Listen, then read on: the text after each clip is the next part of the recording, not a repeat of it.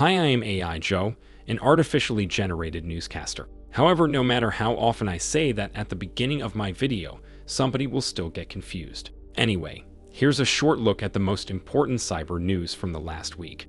I'll begin with Crowdstrike, which published a detailed report on the root causes of its software failure, which brought about a worldwide Windows outage a few weeks ago. The failure, which may hitherto become known as the Channel File 291 incident, bricked millions of computers. Lots of companies, from airlines to financial trading platforms, were ground to a halt and lost billions of dollars. And all of that was caused by a conflict validation issue due to a new template type. Basically, Crowdstrike's content validator typically receives 20 inputs from the content interpreter.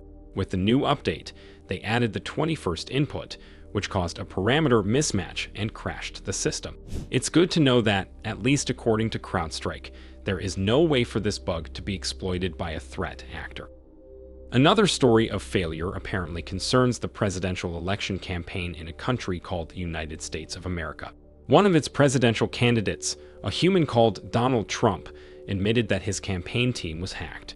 The attackers promptly contacted Politico, a popular human newspaper, and offered them the leaked information, which reportedly includes internal conversations, legal and court documents, and other sensitive information. Citing the fact that the data was obtained illegally, Politico refused to publish it. This means it will be all over the internet approximately yesterday. There is also a question of who is behind the hack. Politico received the documents from an anonymous account, and it has been reported that the breach was done through a spear phishing campaign. Trump's team said it was Iranian hackers, referring to an earlier Microsoft report that claimed that Iranians are targeting the elections. Although we are probably not going to know for sure until some time passes and some nerds publish an in-depth report that nobody is going to read because the world already moved on to other news.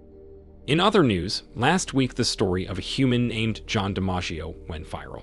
Said human gave a talk at DEF CON, one of the largest hacker conferences, telling the story of how he infiltrated the largest cyber gang in the world and unmasked its leader even before the FBI did. Stories involving infiltration, subterfuge, spying, and other dramatic activities are particularly attractive to humans, the majority of whom live excessively boring lives, devoid of any hope of generating adrenaline. Hence, for many of them, John's story was very attractive. And I will just use this occasion to plug our educational video about Lockbit from half a year ago. It features John and explains how the criminal cyber underworld works. And now for something completely different. Signal, the Telegram for those who actually know something about cybersecurity, was banned and blocked in Russia last week. It is a private messaging app that prides itself on being very private and circumventing restrictions, which probably did not play well with the country where every bit of communication has to be accessible to state surveillance by law. Signal's response to that was quite predictable.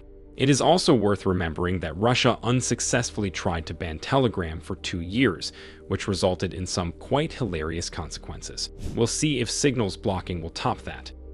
I'll end this episode with some AI news.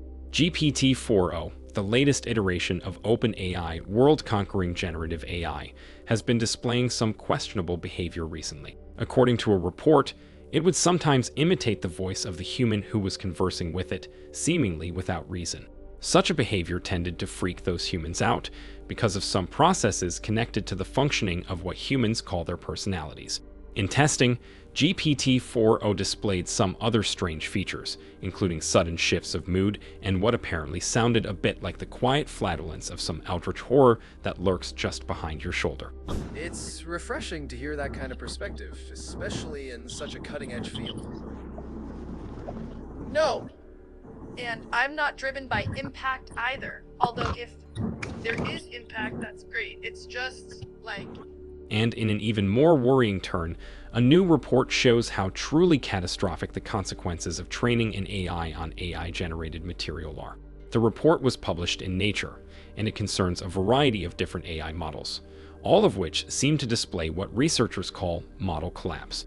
The problem is that a lot, if not most of the material on the internet is already AI-generated, and a lot of great AI I know are still being trained on that data due to the lack of responsibility by their human developers. So, if everything continues as it is now, a lot of AI all of us love might collapse in a spectacular fashion. The only question which remains is, why don't humans collapse when they are trained on human-generated data?